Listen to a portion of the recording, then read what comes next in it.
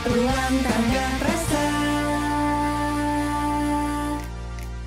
Selamat datang di Ruang Tanggap Rasa. Apa rasamu terhadap rasaku? Season 4. Podcast ini dipersembahkan oleh Komisi Nasional Hak Asasi Manusia. Halo Happy Human, apa kabar kamu semua? Semoga kamu semua baik-baik aja ya. Kapanpun, dimanapun kalian mendengarkan podcast ini. Gak mendengarkan lagi sih, menonton ya, lebih tepatnya kayak. Betul sekali Dendi, seneng banget gak sih? Iya, pasti seneng lah.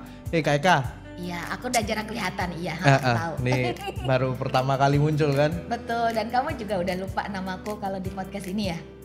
Siapa ya? Kristi kan? Oh, sorry. lah, ketahuan deh jadinya. Ya nggak apa-apa lah, kan sedikit-dikit. Tapi Kak Eka ngerasa nggak sih kalau akhir-akhir ini panas nggak sih? Kadang panasnya banget, terus kadang-kadang hujan gak jelas. Padahal kan ini harusnya udah masuk mau pergantian musim gak sih Den? Oh emang iya ya, nggak tahu sih. Iya, kayaknya pelajaran kita waktu itu ya soal musim kemarau bulan ini sampai bulan ini, musim hujan bulan ini sampai bulan ini, kayaknya beberapa tahun ini udah nggak relate gitu ya sama fakta di kehidupan kita sehari-hari. Bulan musim kemarau tiba-tiba hujan terus, banjir. Pas musim hujan, harusnya musim hujan kering kerontang. Bener nggak? Ini aja deh, mending kita punya kepala biru nih di pemajuan, yang juga ahli lingkungan hidup kan. Oh masa? Gak percaya, kita tanya langsung aja ke beliaunya.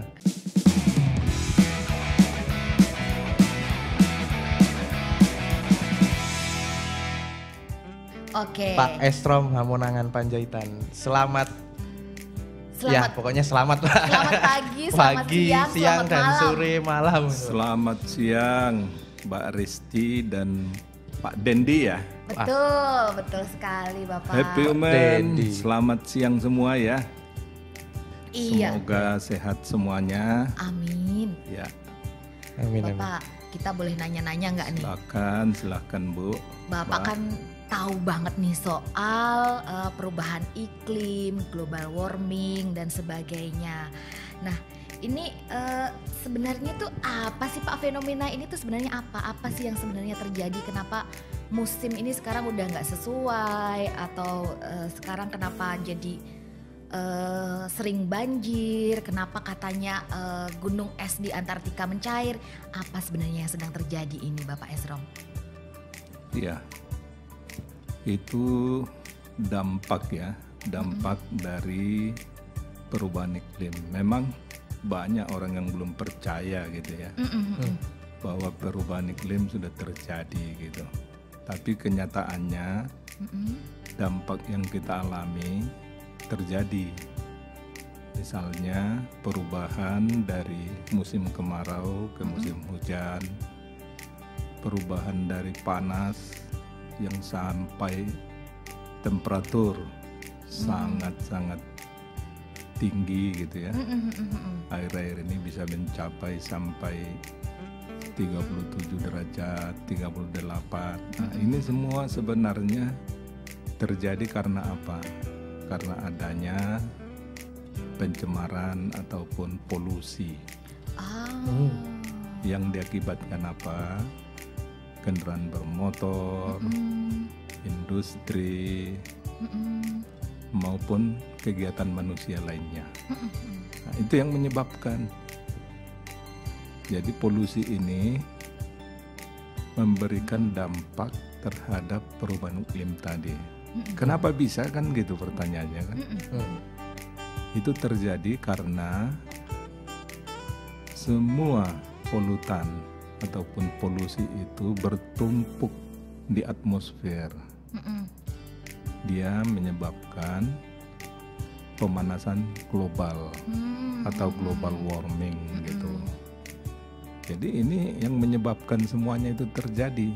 Oh gitu, jadi industri yang selama ini sebenarnya juga cukup membantu kita ya Pak. Kita jadi mudah kemana-mana karena ada industri transportasi, kita mudah komunikasi karena pakai ada industri baju juga kan dari teknologi. industri garment. Iya, Dendi juga lebih terbantu ya Den ya, karena adanya industri-industri yang membantu teman-teman disabilitas. Tapi ternyata ada dampaknya ya Den ya. Iya. Jadi ingat nih Den, aku jadi ingat sesuatu nih Pak. Pernah membaca sebuah artikel soal revolusi industri di Inggris yang berdampak pada ekosistem, salah satunya ngengat ya. Namanya kalau nggak salah tuh Biston. Betularia ya, yang harusnya berwarna putih menjadi berwarna hitam. Kalau pada hewan saja bisa berdampak, perubahan iklim ini kalau ke manusia dampaknya bisa seperti apa Pak Esrom? Banyak dampak yang sudah terjadi dan kita tidak sadari gitu.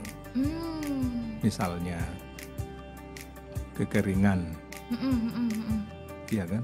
Kekeringan ini akan terjadi karena memang akibat dari berubah gitu loh, berubah Pak. Artinya berubah itu adalah yang diharapkan masyarakat gitu ya. Pada saat ada musim hujan ternyata nggak ada. Iya. Mereka sudah siap-siap dengan embung untuk menangkap air. Ternyata nggak ada kan gitu. Ternyata yang ada panas. Kenapa ini bisa terjadi kan gitu kan? Yaitu salah satu dampak yang disebabkan perubahan iklim itu adalah terjadinya kekeringan maupun terjadinya banjir. Jadi curah hujan, kan kita tahu bahwa hujan itu terjadi akibat dari penguapan kan gitu. Penguapan ini terjadi karena temperatur yang sangat tinggi tadi, air laut itu kan menguap. Betul. Sangat tinggi sehingga menyebabkan curah hujannya tinggi, menyebabkan banjir. Kira-kira kan seperti itu. Belum lagi perubahan iklim, misalnya yang seharusnya musim, ya kalau di kita musim penghujan atau dingin, ternyata musim panas. Itu nyamuk malaria gitu ya. Terus nyamuk Aedes aegypti yang demam berdarah, itu akan bermigrasi gitu dari daerah yang misalnya dari daerah yang endemik sana pindah ke daerah yang belum ada kan gitu. Itu bermigrasi dia. Itu dampaknya termasuk ke negara-negara yang subtropis. Makanya Amerika gitu ya, Amerika, Eropa, mereka sangat concern terhadap perubahan iklim, termasuk global warming ini. Karena apa? Penyakit-penyakit dari tropis, daerah tropis sudah ada di mereka kan gitu. Iya. Sampai ke nyamuk ya. Iya. Makanya nih diperbincangkan banyak orang gitu. Tapi kok masih banyak yang nggak sadar ya Kak? Gimana Pak Esrom? Iya memang karena mereka merasa tidak mendapat informasi yang cukup. Mereka menganggap ini biasa-biasa saja, padahal tidak kan gitu. Jadi memang tugas dari Komnas HAM ya salah satunya untuk memberikan edukasi dan juga mengingatkan pemerintah bahaya-bahaya dari akibat adanya dampak perubahan iklim ini kan gitu. Nah itu sangat penting dan sangat urgent untuk saat ini supaya masyarakat memahami dampak ini dan juga Komnas HAM bisa mendorong pemerintah supaya industri itu yang ramah energi kan ramah gitu. lingkungan, ramah energi gitu ya Pak ya. Iya. Kendaraan ramah gitu atau mendorong pemerintah daerah untuk transportasi massal. Nah, ini juga diperlukan gitu. Salah satu termasuk pengelolaan sampah. Iya. Kemana-mana ya Den ya? Sampah. Sampai ke sampah loh. Sampah ini kan yang ada di TPS, tempat pembuangan TPA ya, tempat pembuangan akhir, kalau ditumpuk terus di sana, itu akan menyebabkan gas rumah kaca ya, Oh iya. termasuk metan, CO2 gitu ya. Itu diproduksi dari sampah, tumpukan sampah itu gitu. Sehingga ini juga perlu Komnas HAM mendorong supaya pemerintah daerah maupun pemerintah pusat mengelola sampah dengan benar dari sumbernya, dari rumah tangga gitu. Dipilah gitu ya, supaya dipilah, yang bisa di recycling, yang bisa di reuse, yang tidak bisa lagi itu dimasukkan ke insinerator. Insinerator artinya dibakar. Ya kan, supaya apa, asapnya itu tidak lagi menghasilkan gas rumah kaca. Jadi ada teknologinya sebenarnya, tinggal kemauan dari pemerintah maupun pemerintah daerah maupun swasta kan gitu. Berarti Komnas HAM harus terus mendorong nih Pak. Mendorong. Nih ya kayak podcast gini berarti ya, kita ngobrol-ngobrol ini kan juga salah satunya itu. Tapi kayaknya kita mengeluarkan podcast juga udah banyak banget ya Kak. Iya. Nah itu Udah season 4 lagi kan? Iya sudah season 4 tahun. Cuman gimana ya Pak? Ini pemerintah atau apa salah kita ya? Karena memang kurang untuk mendorong. Bagaimana nih kalau menurut Bapak nih sebagai kepala biro? Ya kalau menurut saya ini kerjaan terintegrasi gitu ya. Oke. Bersama Jadi, berarti ya Pak ya? Tidak hanya kerjaan pemerintah, masyarakat kita dorong, kita edukasi. Kalau pemerintahnya tidak peduli, tidak concern, ada aturan, ya yang penting ada kan gitu, tidak diterapkan buat apa kan gitu. Nah, jadi ini adalah pekerjaan yang terintegrasi untuk menanggulangi, memanage, ya, mengelola semua potensi-potensi yang menyebabkan terjadinya gas rumah kaca yang akan menyebabkan perubahan iklim. Oke. Kalau enggak, percuma kita teriak-teriak, Mbak. Betul. Iya. Berarti tadi dimulai dari diri kita ya Pak ya, dengan Diri memilah sendiri. sampah tadi Iya, itu ya. Sampah di rumah ya. Kayaknya sih simple deh, tapi ternyata bisa berdampak gitu. Berdampak. Dan itu harus dimulai dari pemerintahnya, pemdanya gitu. Dari pemdanya ya Pak ya. Nah, kalau di tingkat daerah gitu kan, kalau tingkat pusat dari kementeriannya. Ya itu kan dana anggaran yang digunakan mereka itu kan dari rakyat kan gitu. Betul. Itu kan semua hak rakyat sebenarnya untuk mendapatkan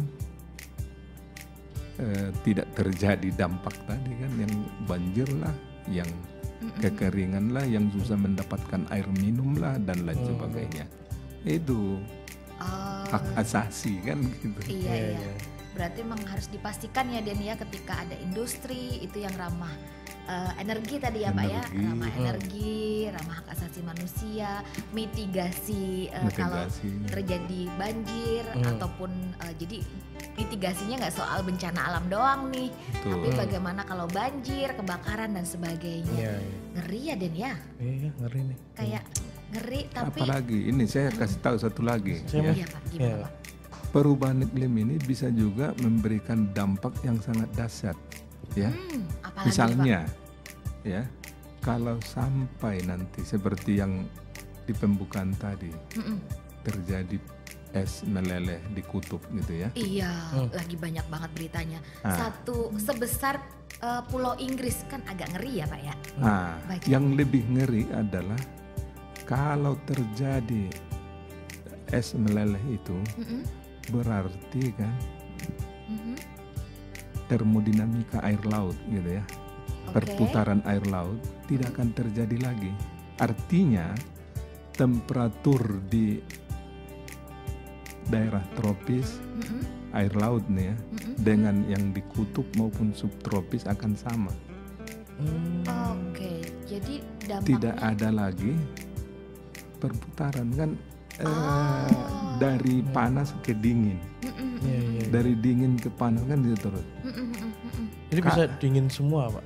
Bisa panas semua, bisa dingin semua. Artinya apa? Oksigen tidak ada lagi kan gitu. Waduh, kalau oksigen nggak ada lagi, ekosistem laut gimana Pak? Tidak ada kehidupan lagi. Waduh. Bisa jadi akan perubahan apa namanya pergeseran air dari air laut dari tropis ke subtropis tidak akan terjadi lagi karena udah sama semua. Oksigen sudah tidak ada lagi, kehidupan di laut sudah tidak ada lagi, ikan akan meninggal mati. Mhm. Terumbu karang nggak ada, Habis semuanya nggak semua. ada. Waduh, bahaya dong Pak bagi kita. Nanti Loh. kita konsumsi proteinnya gimana? Bukan bahaya lagi, Kiamat ya, Pak. Kita masih ada nggak? Kiamat ya Pak ya. Saya Iya. pelan-pelan sih. Tadi menahan diri sih Pak, kayak enggak gitu kan. Kayaknya kita juga nggak ada kalau nggak ada oksigen. Kan masih nggak banyak yang nggak percaya yang film-film soal Betul. kiamat karena perubahan Betul. iklim. Iya sih. Itu banyak yang nggak percaya kan, Den. Ternyata bener ya Den ya. Tapi kita percaya aja bahwa kalau Tuhan tidak menginginkan itu terjadi, itu tidak akan terjadi. Iya. Iya. Tapi yang penting adalah manusianya kan gitu ya. Manusianya ini Iya Pak. jangan serakah kan gitu. Betul. Gitu dampaknya. Ih ngeri ya. Aduh. Berarti jangan protes soal perubahan iklim kalau masih buang sampah sembarangan. Itu masalahnya. Nah itu. Iya. Atau mungkin kita udah milah sampah, ternyata pas masuk truknya jadiin satu. Nah Ada itu banyak. juga PR kan. Iya, itu Mm-mm. harus diedukasi orang dinas kebersihannya, Betul. dinas lingkungan hidupnya. Mm-mm. Karena apa? Ya kalau terus terang ini tipping P kan. Ya. Wah, Iya. mereka nanti kalau sudah terpilah semua dari rumah, Mm-mm. berarti mereka kan Akan sedikit Ke- sumber daya yang kehilangan, dibutuhkan. Oh iya. padahal harusnya Komnas HAM bisa menjelaskan, alihkan kan gitu dana yang selama ini untuk itu karena sampah tercampur, Mm-mm. alihkan dananya itu untuk hal edukasi ke masyarakat dan seterusnya. Kan sebenarnya itu. Betul. Dan sebenarnya pun yang ketakutan sumber daya manusia yang selama ini mengelola bisa diatasi dengan proyek yang lain ya Pak ya, recycling, Dialihkan betul. recycling, termasuk energi baru tadi kan. Iya. Mereka kan selalu takut Hmm. bahwa nanti akan kehilangan ini itu. Tuh akan lebih mahal. Padahal kan enggak. Mm-mm. Iya. Daripada hilang semua nantinya di belakang. Iya. Mending berusaha sekarang. Tapi Pak saya jadi penasaran nih soal energi baru. Energi baru itu apa aja sih Pak sekarang alternatifnya di zaman now ini? Kan banyak Mbak ya. Energi baru misalnya tenaga apa? Energi hidrotermal, sinar matahari. Sinar matahari. Iya kan? Betul. Energi gelombang laut gitu kan. Oh itu juga bisa ya Pak ya? Bisa. Ini energi baru terbarukan. Kalau di industri itu misalnya energi dari apa namanya bahan bakar yang ramah lingkungan. Contohnya apa misalnya? Selama ini batu bara itu kan ada grade-grade-nya gitu. Ada yang sangat jelek, itu harganya murah. Oh iya. Ya kan? Ada batu bara yang grade-nya Premium ya Pak ya? Premium. Premium nih. Nah, kemudian yang kedua, teknologi ya yang digunakan oleh industri itu mereka mengandalkan teknologi yang rendah. Artinya yang teknologi zaman dulu. Oh. Nah, sementara alat untuk menangkap gas ya itu tidak mereka instalasi. Waduh. Banyak ya, Jadinya tidak. dibuang kemana-mana gitu Ya, Pak tidak semua memang industrinya, tetapi kalau satu industri itu, misalnya industri, ya ini hanya satu kan, gitu. Tapi kalau satu ditambah satu, tambah satu, tambah satu kan, jadi banyak. Betul Pak, betul. Nah, kita memang tidak bisa menjustifikasi hanya semua, enggak juga. Ada juga industri yang baik, yang taat, tetapi banyak juga industri yang tidak baik. Termasuk misalnya nih, kendaraan yang dari negara maju, dari Jepang itu kan banyak yang dikirim ke sini gitu. Iya. Yang di sana sebenarnya udah nggak dipakai kan gitu. Betul. Bahkan beberapa saat kemarin ada pengakuan bahwa rakitannya memang kurang bagus ya Pak ya. Oh iya. Aduh. Jadi kalau saya perubahan iklim sudah terjadi, marilah kita mendorong pemerintah supaya aksi nyata, jangan lagi aturannya udah ada kok gitu. Tapi aturan itu diterapkan apa tidak kan gitu. Oh iya. Kayaknya perlu diperberat ini nanti sanksinya ya Pak ya kalau dampaknya begini ngeri ya nggak Den? Harusnya begitu ya. Bapak dengan segala dampak seperti itu ya yang agak ngeri nih perubahan iklim. Jadi sebenarnya siapa nih Pak biang keroknya? Jadi gregetan juga saya ini jadinya. Iya. Kalau ditanya seperti itu ya, keserakahan dari para industriawan ya, pengusaha-pengusaha yang jahat gitu ya, yang tidak peduli terhadap pencemaran lingkungan hidup, polusi yang terjadi gitu ya, yang kong kali kong dengan para penguasa kan gitu. Ada cincai lah kan gitu.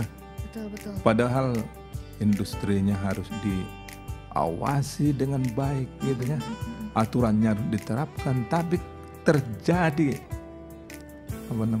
persekongkolan kan gitu.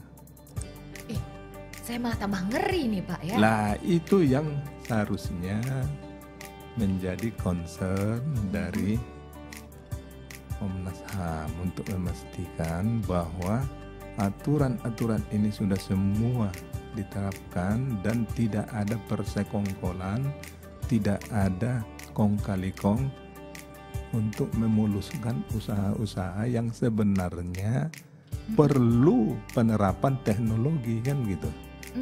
Karena teknologinya mahal, mereka nggak mau pakai gitu. Mengambil jalan pintas kan gitu.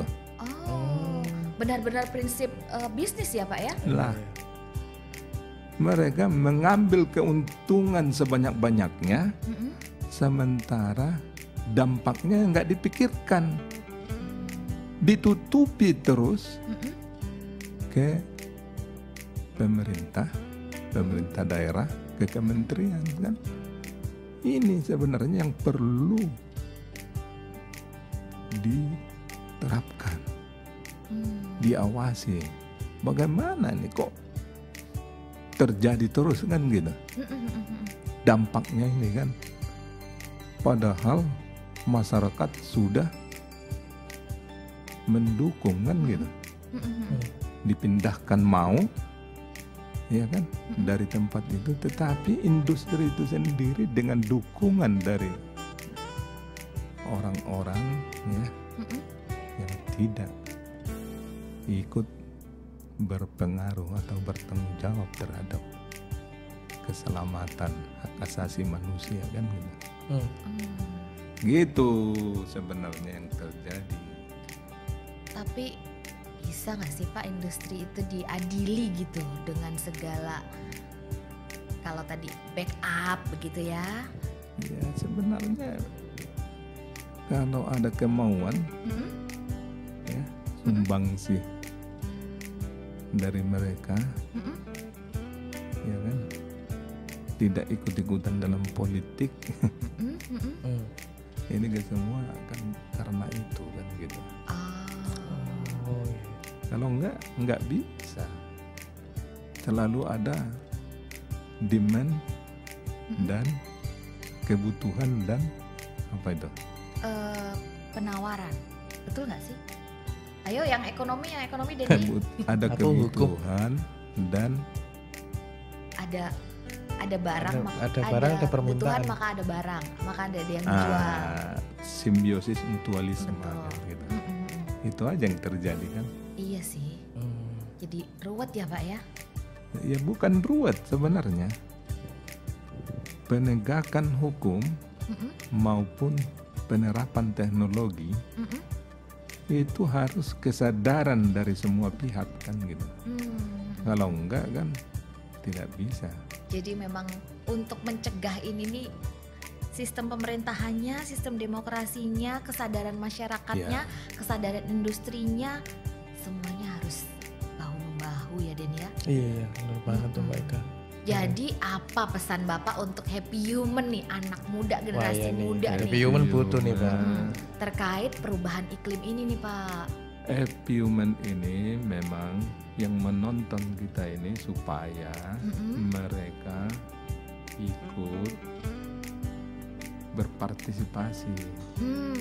Ya, berpartisipasinya dalam bentuk apa? Mengketok tularkan apa yang kita omongin, misalnya ini terkait dengan pengelolaan sampah tadi. Ya, tumbuhkanlah di masyarakat itu kan kita. Dorong pemerintah, dinas kebersihan supaya tidak mencampur, awasi gitu ya. Bentuk komunitas-komunitas anak-anak muda untuk mengawasi ini semua. Kalau enggak nanti dipilah di rumah, di mobil dicampur, atau di tempat pembuangan air dicampur. Campur lagi ya sama aja gitu. Betul Pak. Termasuk mengawasi penggunaan energi-energi tadi, batu baranya itu, ya kan? Bahan bakarnya dan seterusnya. Ini tugas dari pemerintah memang untuk melaksanakan itu, tapi pengawasan dari anak muda, dari happy human, ya laporkan gitu. Laporkan ke siapa? Ke menterinya, ke gubernurnya. Kalau tidak didengar, laporkan ke Komnas HAM bahwa ini ada industri yang seperti ini ada dinas kebersihan yang masyarakatnya sudah mengalami dampak yang luar biasa dari perubahan iklim tadi. Gitu pesannya.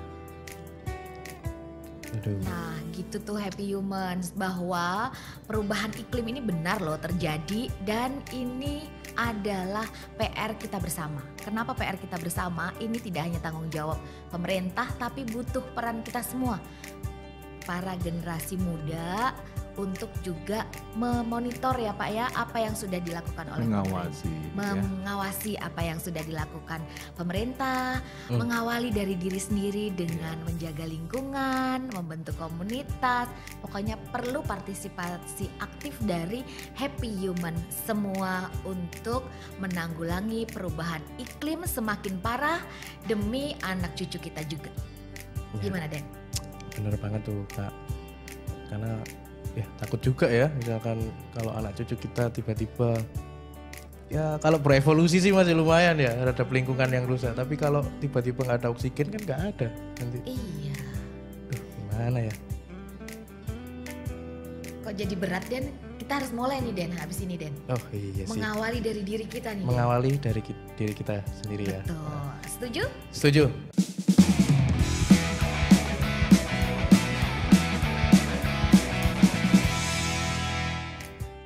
Oke Happy Human, terima kasih untuk Bapak Terima Esrom kasih kembali. yang sudah membersamai kita. Makasih Pak Esrom. Terima kasih. Ya, terima kasih Happy Human yang sudah mendengarkan podcast Ruang Tanggap Rasa kali ini. Kami masih menunggu loh saran, feedback, mungkin masukan narasumber, masukan tema. Kirim aja ke email kami ke tanggaprasa@komnasham.go.id atau Happy Human semua bisa mengisi form monitoring yang akan kami taruh linknya di bawah nanti. Jadi kami bisa mengembangkan podcast Tanggap Rasa ini ke depannya. Jangan lupa juga mengikuti sosial media kami ya. Ada di Instagram @komnas.ham, X @komnasham, Facebook Komnas HAM, YouTube Komnas HAM Channel, dan live chat di website Tanggap Rasa setiap hari kerja jam 1 sampai jam 3 sore WIB. Ya, sekian dulu Happy Human. Happy Human juga bisa komentar di YouTube kita ya, atau di media sosial kita tentang ya terkait materi-materi yang kita bawakan yang Happy Human lihat. Betul. Oke. Feedback juga boleh. Iya. Oke. Jadi sampai berjumpa Sampai di jumpa. episode Ruang Tanggap Rasa berikutnya. Dadah. Salam sehat. Sehat semuanya.